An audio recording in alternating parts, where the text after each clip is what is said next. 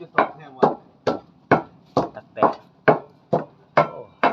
ปิ้งถึงหม่องพี่น้องเอ้ยโอ้เชฟพอแวนจำเปิ้นกับผู้พี่น้อง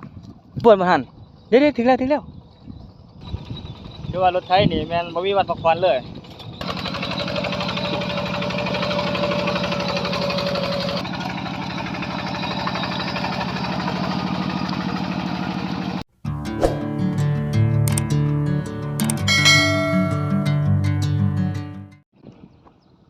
เอา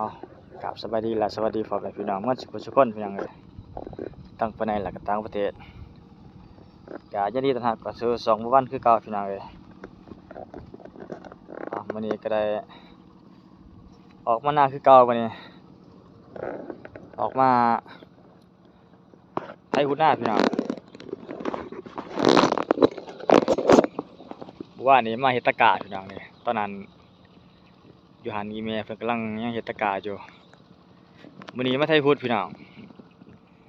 ไถแต่เช้ามื้อนี้ฮะก็ได้อยู่8ไร่พี่น้องเอ้ยตอนนี้ก็เป็นเวลา 8:00 นปลายนิดนึงสิเข้า 9:00 นสิเข้า 9:00 นยังเลยพี่น้องลูกเพิ่นกำลังยังไถอยู่เปลี่ยนกันไถพี่น้องมื้อนี้2คนถือว่ามื้อนี้รถไถยันมาจากพังไทยหั่นนี่ทำงานหนักได้มื้อนี้เพราะว่าเฮาสิบ่พักรถพี่น้องเฮาพักแต่คนเพราะว่าคนเฮา2คนเฮาสิเปลี่ยนกันเฮาสิคุมไถให้มันสำเร็จพี่น้องภายในมื้อนี้หรือว่ามื้อตอนเที่ยงสิให้มันสำเร็จเลยพี่น้องก็ยังหน้าอยู่ยังเช้าไปให้นั่นแหละปีนี้เฮ็ดบ่หลายพี่น้องน่ะประมาณอยู่9ไร่10ไร่นี่แหละหาปลาไว้มื้อนี้ก็อากาศเป็นครึมๆอากาศดีงามอยู่มื้อนี้เหมาะสมกับอันนั้นไถไร่ไถนาพี่น้องฝนก็กำลังคอยมาเด้โอ้ถนัดมืดมาเด้แต่ทางเนื้อนี่อยากแจ้งจักหน่อยเปลี่ยนกันไถกับลุง2คนพี่น้องเอ้ยไถหุ่นหน้าเปลี่ยนกันจังบ่เมื่อยไถผู้นึงจัก2ไร่นี่แหละจะคอยเปลี่ยนกันพี่น้องอากาศก็เย็นดีได้มื้อนี้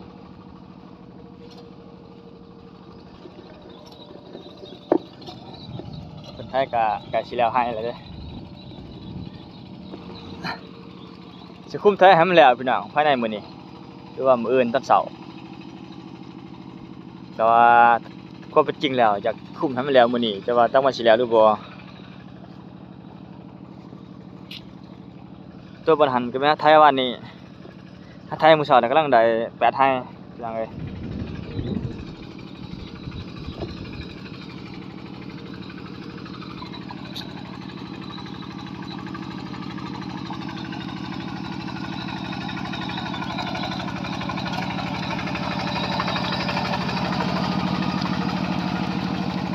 รถไถยันมาพี่น้องอยู่ใช้งานตัวนี้ก็คันนี้รถคันนี้ก็13-14 ปีได้พี่น้องเอ้ยถือว่าทนทานดีเลยถ้าหากว่าเป็นของจีนคือสิไปแต่ต้นล่ะของไทยเพิ่นใช้ดีแน่เพราะว่าเพิ่นเฮ็ดมาดีเนาะพี่น้องเอ้ยโอ้อากาศแบบนี้เป็นเหมาะสมนะเหมาะสมกับการไถไถนาบ่แดดบ่ร้อนปานนี้มื้อนี้เย็นสบายเลย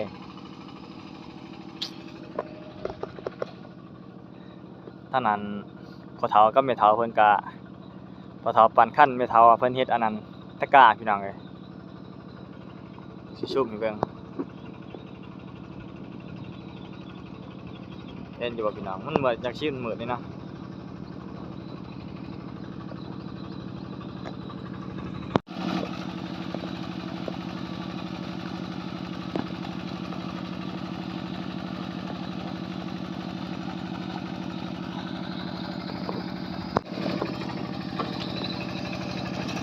ยอดเลยไก่ที่แล้วละไอ้ตัวนี้โอ้ปีมดัง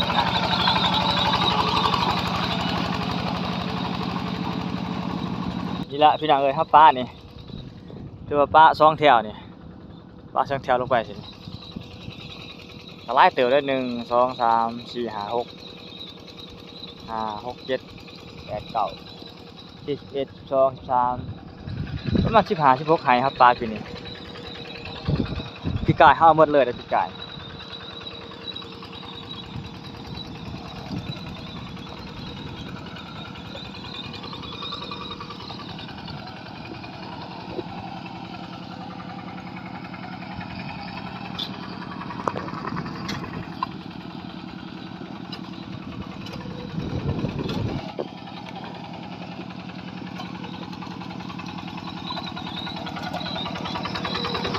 ก่อนต้นน้าเพียงให้ต้นนั้นบ่เพียงให้ต้นนั้นตัววะอันนั้นขึ้นไปเลย3ให้ขึ้นไปเลยบ่อันและสาว3ให้ก็ต้องให้ใหญ่หั่น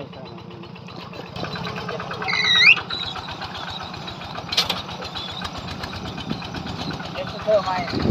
บ่ถึงบ่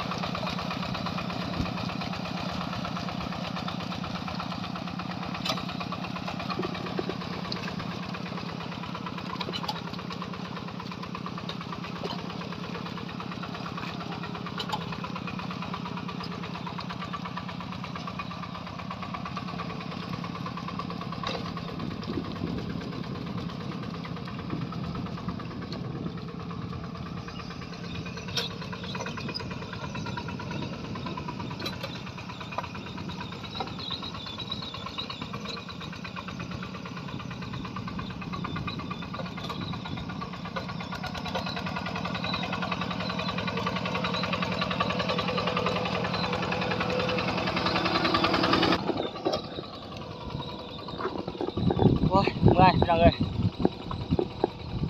2 ไงจึงเปลี่ยนกันเทื่อนึงพี่น้องคือว่ารถไถนี่แม่นบ่มีวันพักผ่อนเลยมีแต่ว่าถ้าแต่พักผ่อนยามขึ้นกินข้าวเที่ยงอย่างเดียวเลยรถไถมื้อนี้ทำงานหนักมื้อนี้ได้พักผ่อนแต่คนพี่น้องเอ้ยมาเด้ลุงเพิ่นก็เข้าต่ออีก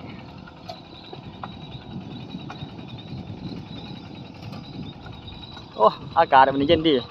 โอ้ทางกลางหมอกของพาพี่น้องไปเบิ่งกลางหมอกก่อนฮะปิ้งมีปิ้งบ่โอ้พี่น้องเอ้ยไอ้นี่มีตัวปิ้งหลายเด้อไอ้นี่อันนี้เป็นไห้น้องนะเขาปีนี้คือสิแม่นเพิ่นบ่เฮ็ดแหละเจ้าของหน้าเพิ่นนี่หั่นนี่สิไล่เลยบ่หั่นสิทาไล่เลยบ่ป้ากลางหมองจบบ่ไล่ก่อนต้องจบบ่ไล่มันไล่ป้าให้ป้าไปตามหมองเพิ่นกลางหมองพี่น้องเอ้ยกลางหมองอยู่ให้น้อง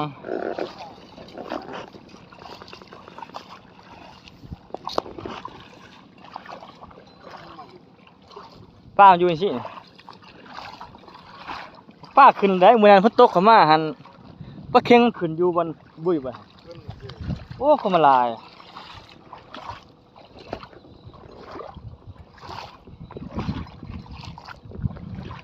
กลางหมอกทำหมอกสีบ่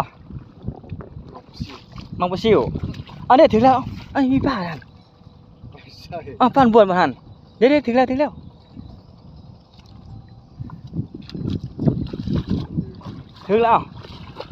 ี่ป้าถึงป้าอยู่บนนี้ของยานโอ้ปิ้ง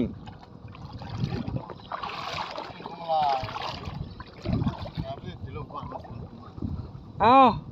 ไปแล้วไปซื้อไปแล้วนี่เด้เอ้ยปิ้งตัวปิ้งพี่น้องเอ้ยโอ้มาขอเลยไปจัก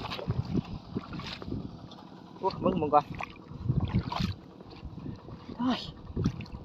เมืองขนาดไรแห้งเนาะบ่สิดำหน้าเนาะโอ้มันลอยใช่โอ้หักเห็นเคยไปซื้อมันถือแล้วมันไปนี่เด้ถึงแล้วโอ้ปลาซิวพี่น้องเอ้ยถึงแล้วนี่ปลาจอม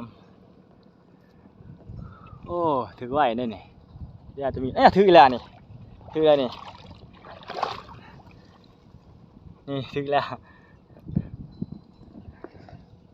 ถึงวัดฮะเก็บผักแวนพี่น้องเอ้ยฮะย่างมืออื่นโอ้เก็บผักแวนจำปนกระปูพี่น้องเฮ็ดแจ่วกระปูเนาะแจ่วกระปูแจ่วป่าโอ้ยำหายำหน้าคักขนาดเลยแกงหน่อไม้บ่โอ้แห้งคักเลยสุดยอดเลย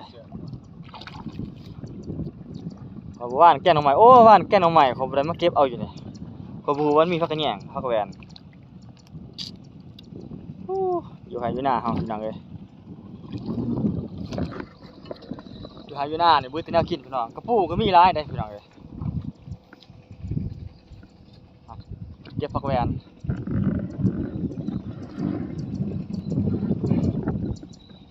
เก็บประจำกินกับแกงหน่อไม้พี่น้องโอ้สุดยอดเลยแบบนี้มาเบิ่งเพิ่นเอาปลาซิวนี่พี่น้องโอ้ตัวปิ้งขนาดเนาะปิ้งถึงหม่องพี่น้องเอ้ยโอ้ขนาดคะเนนี่ปลาซิว4 โตพี่น้อง4 โต 5 โตบ่ได้อันว่ามันขึ้นมาติดกระหม่องนี่4 โต 5 โตอันอยู่ในน้องหันคือสินับบ่ถ้วนแล้วพี่น้องเอ้ยหลายสุดแหละปีนี้แหละสิได้แล่นปลากระแยงปลาจิ้วเซ่กินโลดกับโลดมัดเต็มจิโอ้ยสิเรือลงน้องคือ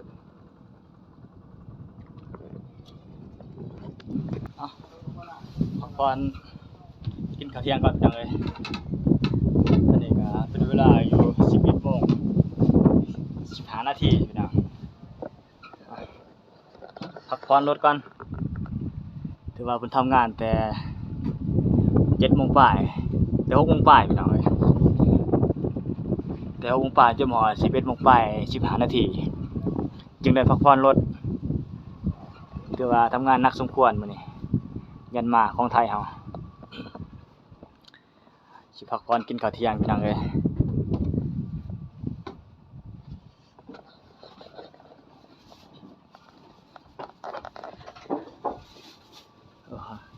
อาหารวันหน้าไก่ทอด เจ๊บ่บอกว่าจะเป็นถอดกับ กลัวตักแตนด้วยนี่เนาะ ผมจะตอบแทนว่า ตักแตนโอ้ออมสิกล้วยอาหารเที่ยงเฮามื้อนี้ มีเขาเนี่ยหุ้งเขาลอยไปบ้านในซอย วานกาว่านนี้ฝนตกมาใส่พี่น้องเอ้ยกามันห่มหมดสิสิได้ห้อยใหม่เด้นี่พี่น้อง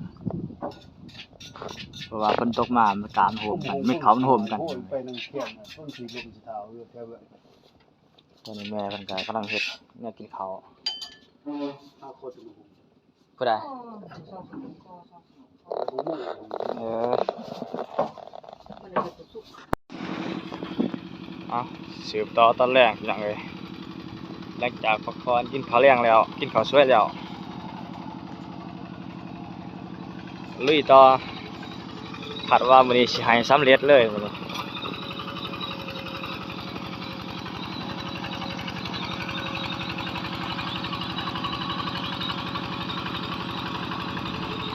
เปิดแล้วถ้าขึ้นไปประมาณอยู่6 ไร่ก็สิสำเร็จแล้วพี่น้องเอ้ยยังอีก6 ไร่พี่น้องตอนเช้านี้ได้12 ไร่ตอนแรก8 ไร่ตอนแรกเนี่ยไร่ละ2ยัง6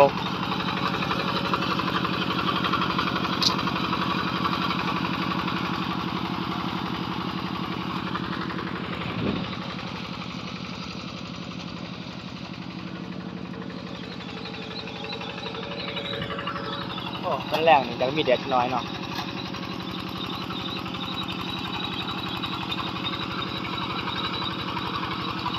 ตอนแรกนี่แดดพี่น้องเอ้ยมีแดดออกมาหลายเติบแล้วตอนแรกนี่คือตอนเช้าเย็นสบายเลย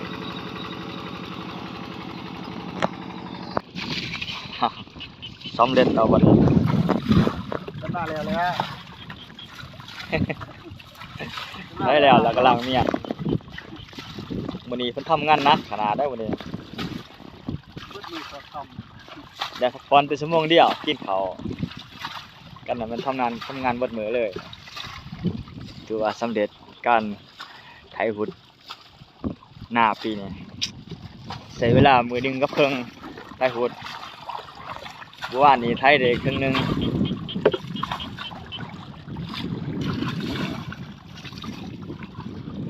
ไถแล้วก็อนามัยเมียนบ่ให้มันเข้าขี้เมียงพี่น้องเอ้ย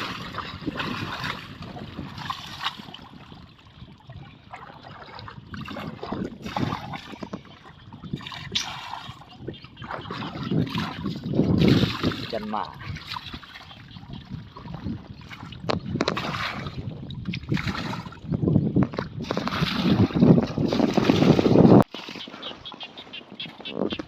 วันนี้ไทยได้ซาวไปให้อยู่นังเลยหมดมือที่เดียวเลยทำงานหนักขนาดมันเนี่ยไทยแล้วกำลังเนี่ย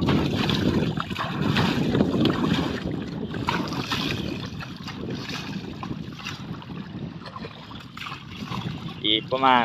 20 ปลายวันลุยงานต่อจะคนได้ดั้มแล้ววันนี้อีก20 ปลายวัน